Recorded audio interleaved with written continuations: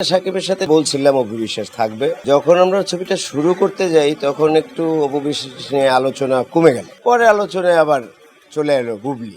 ওর সাথে একটি ছবি করা হয়েছে, তারপর আর কোনো ছবি করা হয়নি। পরবর্তীতে এই জুটি নিয়ে কাজ করা হয় নাই। প্রযোজকদের যদি বলি বুবলিকে নেন, অনেক প্রযোজক বলে না, সবার চোখে সবাই তো ভালো লাগে না।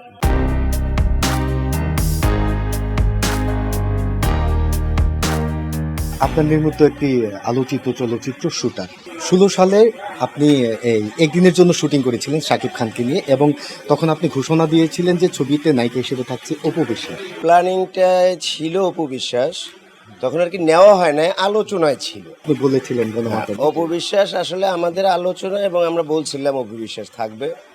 আমি প্রযোজক, আমরা সবাই জানি, কিন্তু মাঝখানে যখন আমরা ছবিটা শুরু করতে যাই তখন একটু অপু বিশ্বাস নিয়ে আলোচনা কমে গেল।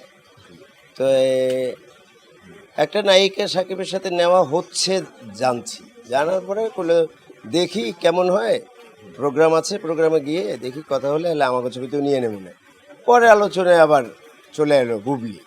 আসলে বুবলি ওই ছবিতে কাজ করতে গিয়ে, কিন্তু বুবলির প্রথম ছবি কিন্তু শুটার, কিন্তু বুবলি জানে কিনা জানি না, যে ছবিটি প্রথম জীবনে সেন্সার হয় সেটি হয় প্রথম ছবি। কিন্তু ওর শুটারের কথা কম বলে এলে বসগিরি আমার প্রথম ছবি। কিন্তু যাই হোক, এটা বড় বিষয় না। বিষয়টা তারপরে আমরা ডিসিশন নেওয়ার পরে এবার আমরা বুবলি কি নিয়ে নিলাম, আর বুবলির প্রথম সেন্সার ছবি হয়ই শুটার। তাই আবার পরবর্তীতে আপনি আর মানে ওই জুটি নিয়ে কাজ করেননি কেন? আসলে অপুকে নিয়ে আমি এই আগে একটি ছবি বানিয়েছি, সাকিব আর অপু ছিল, সেটা ছিল পিয়া আমার জান। তারপরে এখন নতুনত্ব চিন্তাধারা করা, নতুনত্ব আনা। আসলে নট অনলি বুবলি, ওই ছবিটায় 4টা মেয়ে ছিল, 4টাই নতুন হিরোইন। বুবলি, তিথি কবির, যারা, এলবিন, এই 4টে মেয়ে নতুন। তাই ওকে নিয়ে আর ছবি করা হয়নি। আসলে প্রডিউসারের ডিমান্ড, প্রডিউসাররা যে যারে যখন নেয়, প্রডিউসারের ইচ্ছা মতোই আমাদের কিছু কাজে যেতে হয়। আমাদের ইচ্ছে কিন্তু সব হয় না। একটা গল্প বাছাই, সেটাও আমাদের ইচ্ছে হয়, যেটা প্রডিউসারের পছন্দ করতে হয়। আর একটি আর্টিস্ট কাস্ট করব, সে কাস্ট নিয়েও আলোচনা প্রডিউসারদের সাথে আমাদের করে কাস্ট করতে হয়। তাই আমি একক দায়িত্ব নিয়ে একজনকে নিয়ে নেব, একটা ছোটোখাটো ক্যারেক্টারের জন্য সেটা সিদ্ধান্ত নেওয়া যায়, কিন্তু প্রধান চরিত্রে যারা থাকে ওদের বেলা ডিসিশন নিতে হলে একজন প্রযোজকের সাথে নিতে হয়, কারণ লগ্নিটা করছে প্রযোজক। তো এই জন্য যখন বললো কি কেমন হয়, আমাকে খারাপ হয় না, আসলে অসুবিধা দেখি, তখন বুবলিকে নেওয়া হলো। বুবলিকে আসলে সাকিব আমার যতগুলি ছবি করেছে গল্প কখনোই আমার শোনে নাই, আর বুবলিও আমার গল্প শুনে নাই। বুবলি বলছে, রাজু আমার ক্যারেক্টারটা একটু শুনে। তখন আমি একদিন বুবলির সাথে ক্যারেক্টারটা শোনানোর পরে ওরে বললাম, ওর ক্যারেক্টারটা খুব মজার ছিল। তাই ওই ছবি আমার শেষ, ওর সাথে একটি ছবি করা হয়েছে, তারপর আর কোনো ছবি করা হয়নি। তো অপু বিশ্বাস এবং শাকিব খানকে নিয়ে আপনি বেশ কিছু চলচ্চিত্র নির্মাণ করেছেন, হ্যাঁ, এবং পরবর্তীতে হচ্ছে শাকিব খানের সঙ্গে বুবলির প্রথম চলচ্চিত্রটি আপনি নির্মাণ করেন। আমি নির্মাণ করেছি। হ্যাঁ, তো প্রথম ছবিতে অভিনেত্রী হিসেবে কেমন ছিল?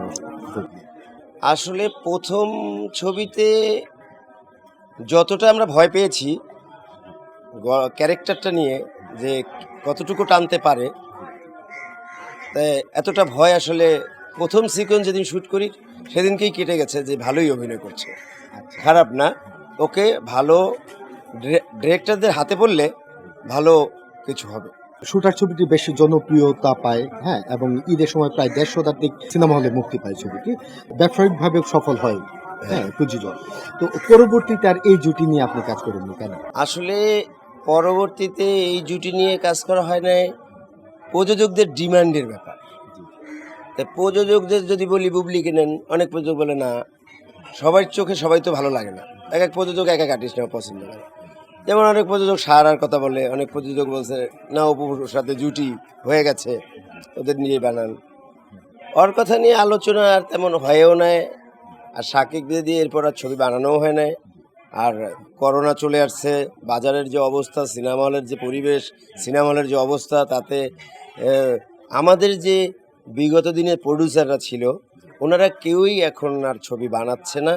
সেই সময় বানাচ্ছে না, অনেকটা এত টাকা লগ্নি করে কোনো টাকা পাওয়া যাবে না। আর আমরাও তখন হতাশায় পড়ে গেলাম যে আসলে একটা প্রযোজক 1 কোটি টাকা ইনভেস্ট করে যদি 20 লক্ষ টাকাও না পায়, তাহলে কিসের উপরে বেস করে ওনারা ছবি বানাবে? ওনারা সব পুরনো প্রডিউসাররাই বন্ধ করে দিয়েছে। তো এখন মোটামুটি আবার একটা পরিস্থিতি আমাদের অনুকূলে একটু আসছে, যে সিনেমা বেশ কিছু শুরু হয়েছে। যে চলচ্চিত্র খা করতো, আসলে ভয় লাগতো সন্ধ্যার দিকে, তো এখন সেই ভয়টা কাটিয়ে কিছুটা ওঠার চেষ্টা চলছে, আর কিছুটা মনে উঠছে।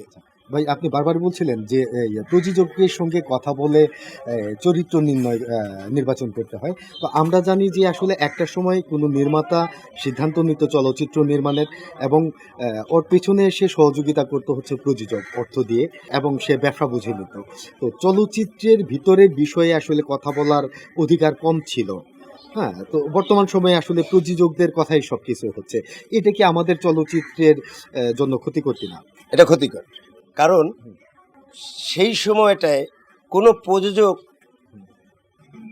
10 দিন একটা সেটে শুটিং আছে, একদিন এসে হাইয়েস্ট আধা ঘন্টা কি 10 মিনিট 20-15 মিনিট থাকতো। ওনাদের কোনো হেডেক ছিল না। ওনাদের কথা ছিল আমি শুধু টাকা দেব, আমাকে ভালো গল্প শুনিয়েছেন, আমাকে ভালো একটা ছবি দেবেন।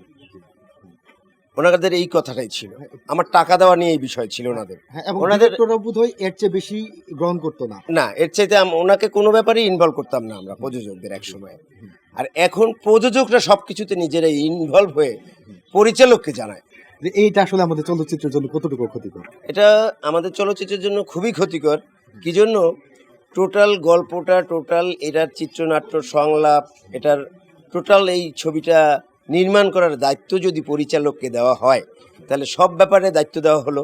কিন্তু এখন সব ব্যাপারে দায়িত্ব পরিচালকদের লাগছে না, এখন ওনারাও কিছু দায়িত্ব নিয়ে নেয়। অনেকে ডিরেকশনে চলে আসছে।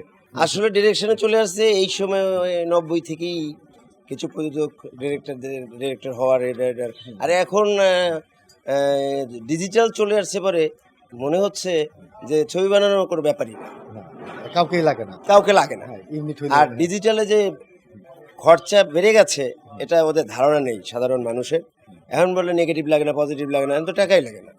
এই জন্য বুকিং এজেন্টরা ভাইয়া কেজি হিসাবে দাম কয় সিনেমার। আর এই সময় 1.5 লাখ টাকা 2 লাখ টাকা নিচে বলতো না, যে প্রিন্ট একটা। আর এখন আইসা কেজি হিসেবে দাম কয়, মনে হয় যেন এটা টাকা দিয়ে বানানো হয় না, চারা দিয়ে বানানো হয়েছে।